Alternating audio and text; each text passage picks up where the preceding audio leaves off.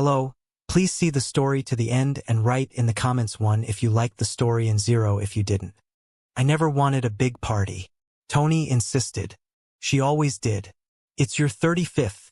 Babe, we have to do something special, she said, flashing that dazzling smile that usually melted away my resistance. I sighed. I just want a quiet night, maybe dinner. Just us. But Tony had already made up her mind. She always had a way of steamrolling over my wants, dressing it up as enthusiasm. Before I could protest further, the invitations had been sent, the caterers booked, and the massive country house rented for the weekend. So here I was, standing in the middle of a party I didn't want, surrounded by people I barely knew, drinking a cocktail someone shoved into my hand. The house was massive, all polished hardwood and high ceilings, filled with the sounds of music and laughter. It was the kind of place you'd expect to see in a movie, the setting for some glamorous weekend getaway. But right now, it just felt suffocating. I should have been enjoying myself. After all, this was my party, but something felt off. I couldn't put my finger on it at first. Maybe it was just exhaustion. Work had been *ling me lately, and the idea of spending my birthday entertaining 100 people was the last thing I wanted. But as the night dragged on, the unease settled deeper into my bones. Tony was at the center of it all, as always, gliding through the crowd like she owned the place. She was laughing too loudly, touching too much, her energy cranked up a notch higher than usual. She always loved being the life of the party, but tonight, she was different. I watched as she leaned in close to whisper something to Cassie, her best friend. Cassie's eyes flicked toward me, and then she smirked. Tony giggled and took a sip of her drink, her fingers brushing Cassie's arm in a way that felt too familiar. I knew that look on Cassie's face. Pity. Amusement. Like she knew something I didn't. My grip tightened around my glass, the condensation cold against my palm. I was being paranoid, right? The drinks flowed, the music thumped, and the house buzzed with conversation. But I couldn't shake the feeling that I was the only one in the room missing something. People looked at me strangely, their smiles too tight, their laughter a little too forced when I passed by. It was as if I had walked into a play where everyone had memorized their lines except me. Then came the cake. The lights dimmed, and the massive 3-tiered cake was carried into the room, candles flickering on top. Everyone clapped and cheered, the voices blending together into a blur of sound. I forced a smile as Tony took my hand, pulling me toward the center of the room. "Make a wish, birthday boy," she said, her breath warm against my ear. I hesitated. I had already made my wish, to be anywhere but here. But before I could blow out the candles, Tony raised her glass and clinked it with a spoon, the sharp sound cutting through the noise. "To my amazing husband, Ryan," she announced, her voice ringing out, commanding attention. The room quieted. "The most patient, most forgiving man I've ever met," she continued, her lips curling into a smile that didn't reach her eyes. A few people chuckled.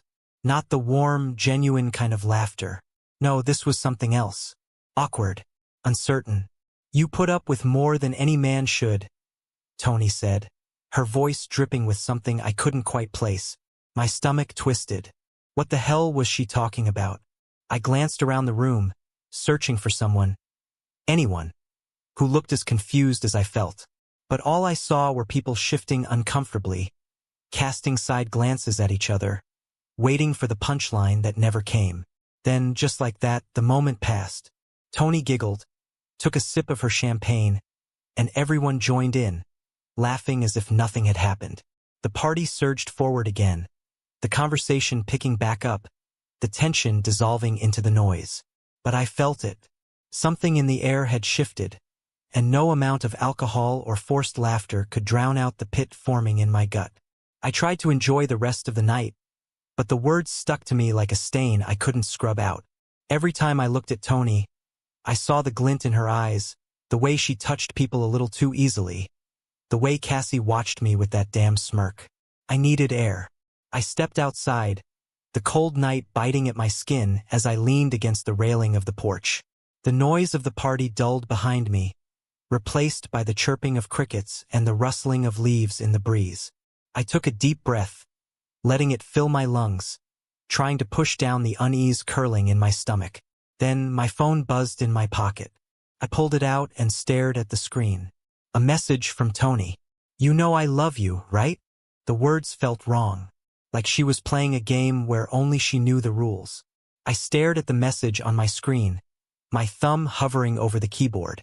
It felt like a trap, like whatever I responded with would only lead me further into whatever this was. I didn't reply. Instead, I slipped my phone back into my pocket and stayed outside, trying to steady the thoughts racing through my head. The party was still going strong inside, but out here, everything felt still, like I had stepped into a different world. The cool air helped, but it didn't do much to shake the unease in my gut. Something was wrong. I just didn't know what yet. After a few minutes, I heard the door open behind me. I turned, half expecting to see Tony, but it was Cassie. She leaned against the doorway, swirling the wine in her glass, watching me with the same knowing smirk she'd had all night. "Deep in thought, birthday boy?" she teased, stepping onto the porch. I forced a chuckle, but it came out flat. "Just needed some air," she hummed as she took a sip of her wine. "It's a hell of a party. Tony really went all out for you." I nodded, but I couldn't help noticing the way she said it. Slow, deliberate, like there was something underneath the words. Cassie and I had never been close, but she had been Tony's best friend for years. If anyone knew what was going on, it was her. "You ever get the feeling like everyone's in on a joke except you?" I asked, testing the waters. Cassie's smirk widened. "Oh, Ryan," she said, her voice dripping with amusement. "Sometimes, it's better not to know the punchline." My stomach twisted. Before I could say anything else, she patted my shoulder and sauntered back inside, disappearing into the sea of people. I exhaled sharply, trying to push down the irritation bubbling in my chest. Whatever this was, she knew. They all knew. And I was the idiot standing outside trying to piece it together. I wasn't going to figure anything out standing here in the dark. I went back inside, weaving through the crowd, my eyes scanning the room until I found Tony. She was near the fireplace, laughing at something Steve, one of her coworkers, was saying. Her hand was on his arm, fingers lingering just a second too long. Steve. The name meant nothing to me a few months ago, just another one of her work friends. But now, seeing them together, the way she leaned into him, the way his eyes flickered down to the curve of her smile, I felt something sharp settle in my chest. I stepped closer. Not enough to make a scene, but enough for her to notice me. And when she did, something in her face changed. Not guilt, not surprise, just mild annoyance, like I had interrupted something. "Ryan," she said, plastering on a smile. "Having fun?" "Loads," I said, forcing my own smile. "Just wanted to say hi." Steve cleared his throat, stepping back slightly. "I was just telling Tony about that work conference next month," he said, rubbing the back of his neck. "Didn't realize you were a party guy." I let out a small laugh. "Yeah, me neither." Tony's hand slid from his arm, just a fraction of a second too late. "Babe, you should grab another drink," she said quickly.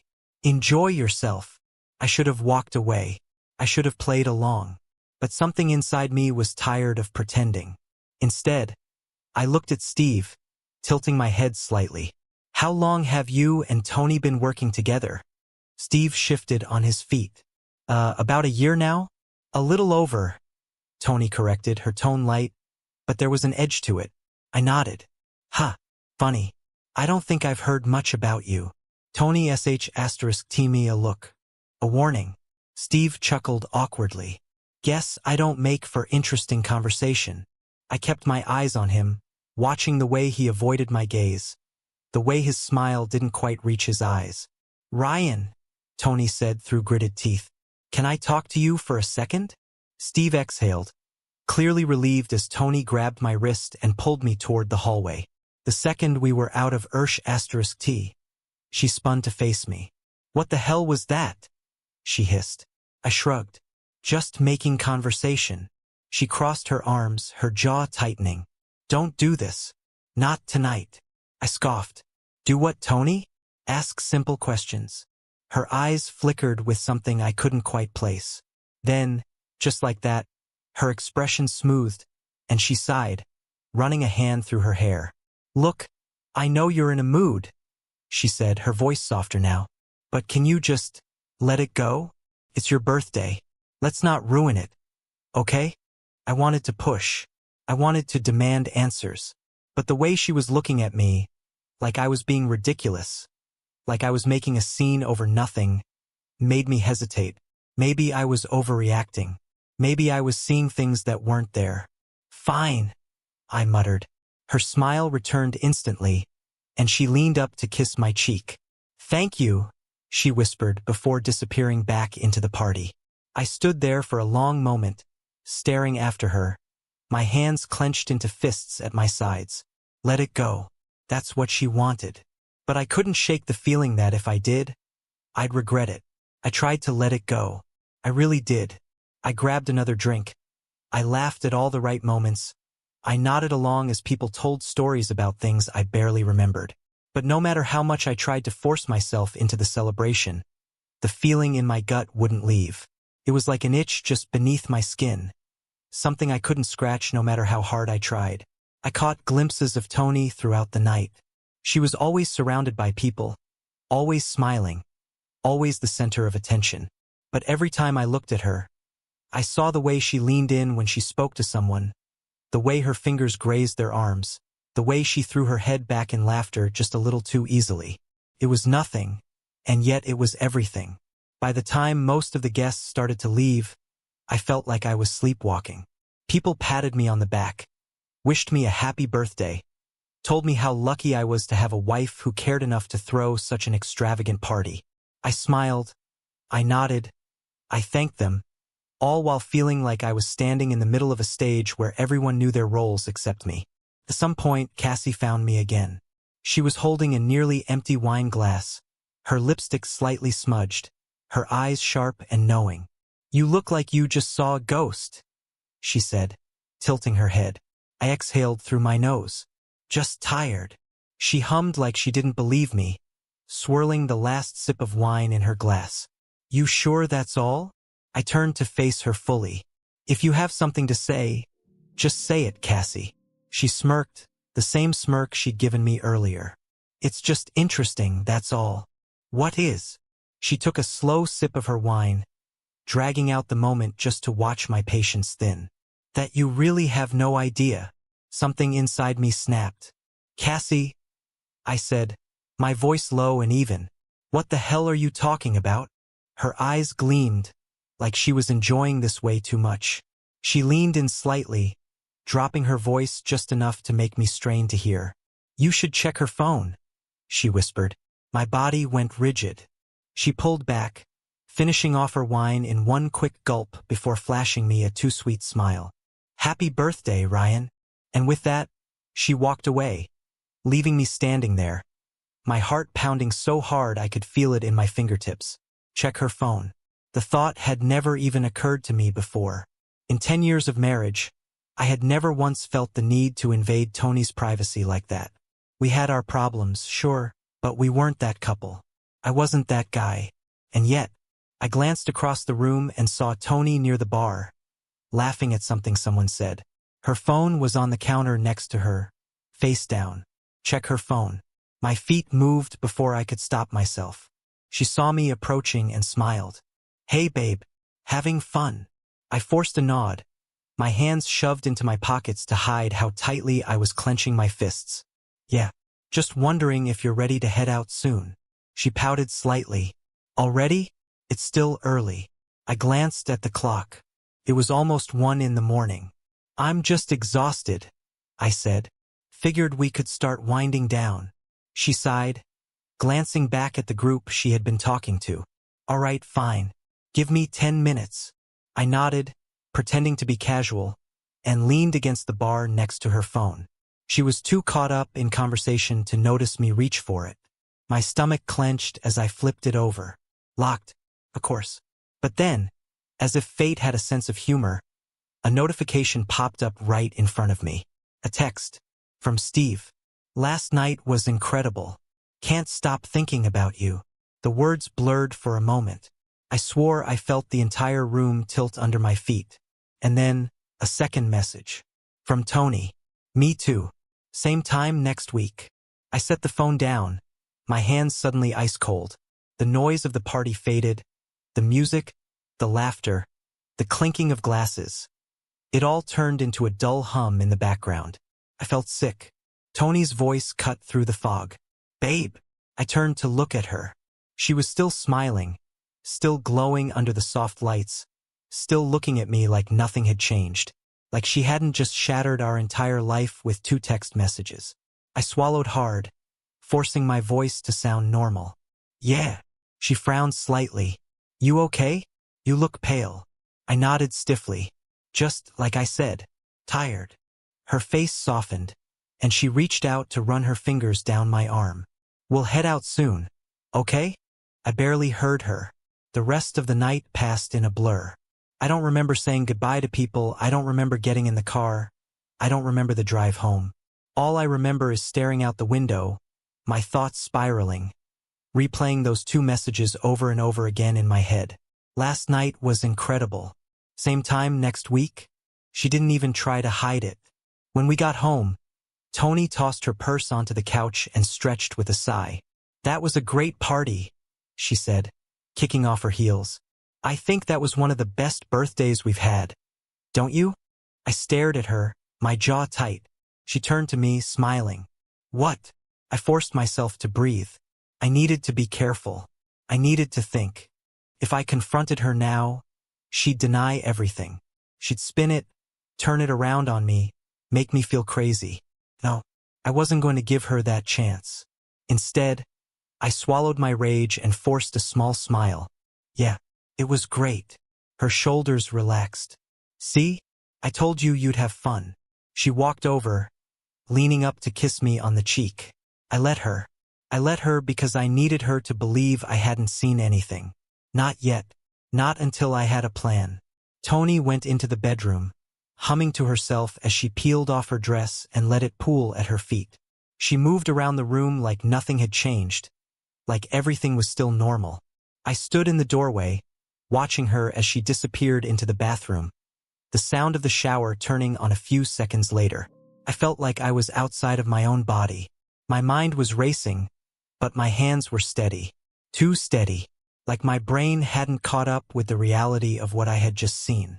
She was cheating, not a suspicion, not a gut feeling. Hard proof, staring me right in the face. I wanted to kick down the bathroom door, scream, demand answers, make her admit it. But I didn't. Not yet. Because I knew Tony. She was sharp. She was manipulative. And if I confronted her with nothing but a text message, she would twist it, laugh it off, tell me I was being paranoid, that I didn't understand the context, that Steve was just a friend, that it was a joke. She wouldn't confess. She'd gaslight me until I doubted my own eyes. So I swallowed the rage burning in my chest, turned, and walked away. I needed more. I needed the whole truth. I went downstairs, moving on autopilot, my mind already forming a plan. Tony's laptop was sitting on the kitchen counter, the screen still glowing faintly from where she had left it open earlier. She was careless. She always left herself logged in. I sat down, my fingers hovering over the trackpad. For a moment I hesitated. This wasn't me. I wasn't the guy who checked his wife's devices. But that guy had trusted her. And look where that had gotten him. I clicked on her messages first. There it was. A long thread with Steve stretching back months. My stomach twisted as I scrolled through them, skimming past the casual exchanges, the inside jokes, the gradual shift from friendly to something else. Then I saw it. Steve, I can still taste you from last night. You drive me crazy.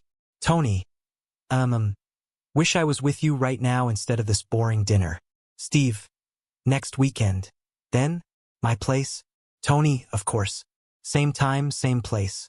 I clenched my jaw, bile rising in my throat. It wasn't just some mistake. It wasn't just one night. It was an ongoing affair. She had lied to my face, over and over, while slipping into another man's bed like it was nothing. Like it was normal. like I was the fool for never seeing it. My hands curled into fists, but I forced myself to keep scrolling. I needed more. I opened her email, hotel confirmations, credit card receipts for expensive dinners I hadn't been invited to, calendar entries marked work meetings that didn't match her actual schedule. It was all there. This wasn't just infidelity. This was a second life, and I had been too blind to see it. I heard the shower turn off upstairs. I closed the laptop and took a slow, shaky breath. My pulse was hammering, my whole body tense with barely contained fury. I had my proof. Now I just had to decide what to do with it. Tony came downstairs a few minutes later, her hair damp, wrapped in one of my t-shirts. She smiled at me as she grabbed a bottle of water from the fridge. "You coming to bed?" she asked, stretching. I forced my expression to stay neutral. "In a bit." She nodded, already distracted, checking her phone. My stomach twisted as I watched her type something quickly before setting it down. A response to Steve, probably, confirming their next meetup. She didn't even look guilty. She didn't even hesitate. I swallowed the bitter taste in my mouth and watched her head back upstairs, completely unaware that everything had changed. I didn't sleep that night. I lay awake, staring at the ceiling, my mind playing every moment of our marriage in reverse. Every late night at work, every unexplained absence, every shift in her behavior. The signs had been there for months, maybe longer. I just hadn't wanted to see them. But now I couldn't unsee them. By morning, I had made my decision.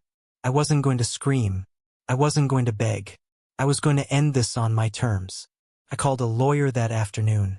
I explained everything, what I had found, what I wanted.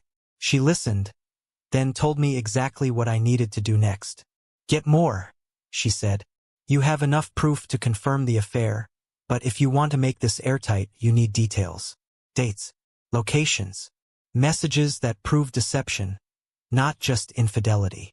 I nodded, even though my stomach churned at the thought of digging deeper. "Can you do that?" she asked. "Yeah," I said, my voice steady. "I can do that." That night, I set up my own plan. I backed up Tony's messages and emails, forwarded them to myself, printed out the ones that mattered. I checked our shared bank statements, listing every suspicious charge. And then I waited. I didn't have to wait long. 3 days later, she slipped. She told me she was having dinner with Cassie. She wasn't. I followed her. I watched her pull into a hotel parking lot. I watched her check her reflection in the mirror before stepping out of the car, smoothing down the dress she had worn for someone else. I didn't follow her inside. I didn't need to. I had everything I needed. I went home, sat in the quiet of our living room, and stared at the evidence spread out in front of me. There was only one thing left to do. The next morning, I placed the printed messages in an envelope and set it on the kitchen table, right next to her coffee mug. I didn't say anything when she came downstairs. I just watched her pick up the envelope, watched her eyes scan the first few lines of text, watched as her whole world collapsed. She looked up at me, her face pale. "Ryan," she whispered, voice shaking. "I can explain." I shook my head. "No, you can't." She opened her mouth, then closed it again. She knew. She knew there was nothing left to say. I stood up, grabbed my keys, and walked out the door. She didn't follow me. I didn't go far. I just drove, block after block, aimless, letting the quiet hum of the road drown out the chaos in my head. I wasn't angry, not in the way I expected to be. The rage had already burned through me days ago when I first saw the messages. Now I just felt hollow. Tony had betrayed me, lied to me, made a fool of me. But the strangest part? I wasn't even sure I loved her anymore. The woman I had trusted, the woman I had built my life with, wasn't real. She had been someone I thought I knew, someone I had devoted years of my life to. But this Tony, the one who could look me in the eyes, kiss me goodnight, and then slip into another man's bed like it meant nothing? I didn't know her. I wasn't sure I ever had. At some point, I pulled into an empty parking lot and just sat there, gripping the steering wheel. My mind ran in circles, replaying our entire relationship in fast forward, searching for the moment where it all started to go wrong. Had she always been this person? Or had something changed along the way? None of it mattered now. I checked my phone. A dozen missed calls from Tony. A string of texts. Ryan, please talk to me. I swear it's not what you think. I can explain everything. Where are you? Please come home. I exhaled slowly, staring at the words. Not a single apology. Not a single admission of guilt.